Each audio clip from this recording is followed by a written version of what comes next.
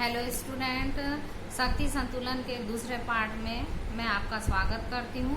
आइए अब हम देखते हैं शक्ति संतुलन स्थापित करने के साधन। शक्ति संतुलन को स्थापित करने के कई प्रकार के साधनों का प्रयोग किया गया है, जैसे क्षतिपूर्ति, हस्तक्षेप, मैत्री संधिया, मध्यवर्ती राज्य, फूट डालो और शासन करो, संतुलन धारक या संतुलन तथा शस्त्रीकरण। तो सबसे पहले हम देखते हैं क्षतिपूर्ति। क्षतिपूर्ति के बारे में यह कहा जा सकता है कि क्षतिपूर्ति या मुआवजे की नीति से मतलब यह है कि एक राज्य को उतना ही दो जितना कि उससे हमने पाया है, जिसमें कि अंतर्राष्ट्रीय तुल्यभारिता बनी रहे और साथ ही युद्धों के बाद जब संधियों के आधार पर राज्यों के क्षेत्र में प्रदेशों का आदान प्रदान किया जाता है। और उसी प्रकार से यह देखा जाता है कि जब कभी भी क्षतिपूर्ति की बात आती है तो युद्धों के पश्चात शांति संधियों के आधार पर राज्यों में जो क्षेत्रों का प्रदेशों का आदान प्रदान होता है तो उसकी सीमाओं में परिवर्तन किया जाता है, ताकि राज्यों की जो तुलनात्मक शक्ति है यह यथापूर्व बनी रहे। दूसरी विशेषता है हस्तक्षेप। शक्ति संतुलन का दूसरा साधन है हस्तक्षेप। शक्ति संबंधों में बदलाव आने के कारण कई बार युद्ध हुए हैं और हस्तक्षेप एक देश की विदेश नीति के पहलुओं के कारण माना जाता है। और कभी कभी यह देखा जाता है कि जो शक्तिशाली राज्य है अपना संतुलन स्थापित करने की दृष्टि से अन्य राज्यों के आंतरिक मामलों में हस्तक्षेप करने लगते हैं। तो इसीलिए यह कहा जाता है कि जब ऐसे हस्तक्षेप करने की नीति आंतरिक मामलों में तानाशाही करने लगते हैं तो ऐसी स्थिति में यह देखा जाता है कि उनकी जो दखलंदाजी होती है जिससे कि कोई विशेष वांछित स्थिति रखी जाए और उसमें बदलाव किया जाए। तो खास करके यह देखा जाता है कि जब मध्य पूर्व में एक या दूसरी बड़ी शक्ति का हस्तक्षेप बना रहता है तो जैसे अमेरिका, लैटिन अमेरिका का एक हो जाना ये हमेशा हस्तक्षेप रहा है। तीसरा साधन है मैत्री संधिया। मैत्री संधिया का मतलब यह है कि शक्ति संतुलन का मुख्य आधार है मैत्री संधिया। जैसे पामर एवं परकिंस का इसके बारे में कहना है कि यह कहना अतिशयोक्ति नहीं होगा कि राज्यों की प्रत्येक संधि का संबंध शक्ति संतुलन से ही होता है, चाहे उसका विस्तार क्षेत्रीय हो, चाहे गोलावर्दी हो, चाहे विश्वव्यापी हो। तो इसके बारे में यह कहा जा सकता है कि जब कोई भी एक राज्य दूसरे राज्यों की तुलना में अगर अत्यधिक शक्तिशाली हो जाता है तो अन्य राज्य इससे क्या हो सकते हैं, डर जाते हैं, आशंकित होते हैं और वे सभी डरे हुए राज्य आपस में मैत्री संधियां करके इस महाशक्ति राष्ट्र या राज्य के विरुद्ध संगठित हो जाते हैं।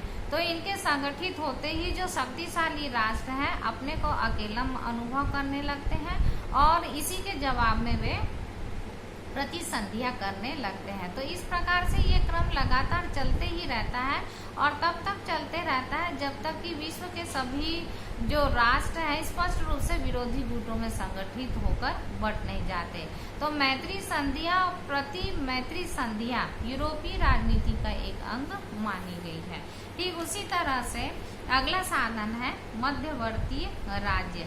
शक्ति संतुलन का एक अन्य साधन जो कि विरोधी या प्रतिद्वंदी राज्यों के बीच एक मध्यवर्ती राज्य की स्थापना करना होता है। एक ऐसा तटस्थ मध्यवर्ती राज्य स्थापित किया जाए जो कि कमजोर हो और बड़े हो और गैर मित्र राज्यों के बीच में स्थित हो और ऐसी मध्यवर्ती राज्यों का कार्य करता है ताकि दोनों जो बड़े अभिन्न राष्ट्र हैं ये पृथक रहकर युद्ध छिड़ने की संभावनाएं कम है। ठीक उसी प्रकार से पांचवा साधन है फूट डालो और राज्य करो। शक्ति संतुलन स्थापित करने के लिए जो राज्य है शत्रु पक्ष के सभी राष्ट्रों में फूट डालने और शासन करने की नीति का प्रयास करते हैं और जिसमें जो उसके शत्रु आपस में मिल नहीं सकते और उसमें फूट रहे ताकि वे निर्बल बने रहे। तो इसलिए फूट डालो शासन करने की नीति का प्रयोग उन राष्ट्रों द्वारा किया जाता है जो कि प्रतिस्पर्धा में विभाजित हो जाते हैं और विभाजित रखकर उन्हें निर्बल अथवा बनाए रखने का हमेशा प्रयास किया जाता है। छठवां साधन है संतुलक धारक या संतुलक। शक्ति संतुलन की व्यवस्था में यह देखा जाता है कि संतुलक धारक का महत्वपूर्ण स्थान होता है। संतुलक एक ऐसा राष्ट्र या ऐसा राष्ट्र समूह होता है जो दो विरोधी या फिर शत्रुओं की नीतियों से पृथक रहता है। जब दोनों पार्टियों के दिशाओं में संतुलन के लिए लालच उत्पन्न करता है और प्रत्येक प्रतियोगी दल हंसते हुए दूसरे या तीसरे संतुलक का समर्थन करने का प्रयास करता है। सातवां है शस्त्रीकरण। शक्ति संतुलन, सातवां साधन है शस्त्रीकरण।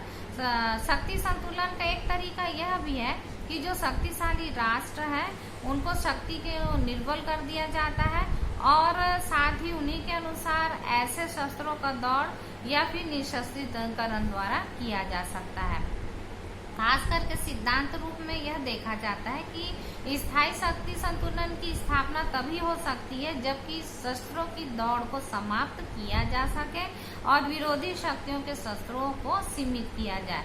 लेकिन आज हम देखते हैं कि निशस्त्रीकरण के लिए बहुत अधिक प्रयास किए जा रहे हैं, लेकिन उसका परिणाम अभी भी संतोषजनक प्राप्त नहीं हुआ है। अब हम देखेंगे शक्ति संतुलन की पूर्ण अवधारणाएं। शक्ति संतुलन की पूर्ण अवधारणा के बारे में जो क्विंसी राइट है, इन्होंने 5 प्रकार की अवधारणाएं बतलाई है। सबसे पहली अवधारणा कि जो प्रत्येक राज्य है अपनी उपलब्ध शक्ति और साधनों के द्वारा जितने भी युद्ध में सम्मिलित है सभी अपने महत्वपूर्ण लाभों और अधिकारों की रक्षा करते हैं। ये निश्चित करने का कार्य भी राज्यों का ही होता है और वे अपने हितों को ही महत्वपूर्ण समझते हैं। लेकिन सामान्यतः यह देखा जाता है कि स्वतंत्रता, प्रादेशिक अखंडता और सुरक्षा, घरेलू राजनीति और आर्थिक व्यवस्था और समुद्र की स्वतंत्रता जैसे और भी अनेक कानूनी अधिकारों की रक्षा को ये जो महत्वपूर्ण राष्ट्रीय हित है इसी को ये मानते हैं। क्विंसी राइट ने दूसरी अवधारणा बतलाई है कि राज्यों के महत्वपूर्ण हितों को या तो फिर खतरा पैदा होता है या तो उनके लिए संकट की संभावना हमेशा बनी रहती है।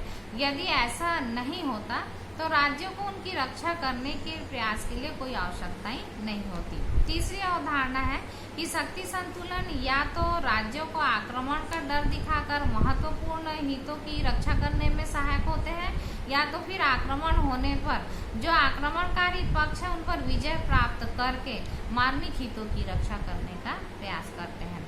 चौथी अवधारणा है कि राज्यों की शक्ति का सही मूल्यांकन किया जाता है और भविष्य में उसकी शक्ति किस प्रकार से होगी इसका अनुमान भी लगाया जा सकता है। और पांचवी अवधारणा है कि जो राजमर्मज्ञ होते हैं वे ही विदेश नीति के निर्णय शक्ति संबंधी कार्यों के आधार पर जानकारी लेते हैं और उसके बाद उसको सोच समझकर विदेश नीति का क्रियान्वयन करते हैं।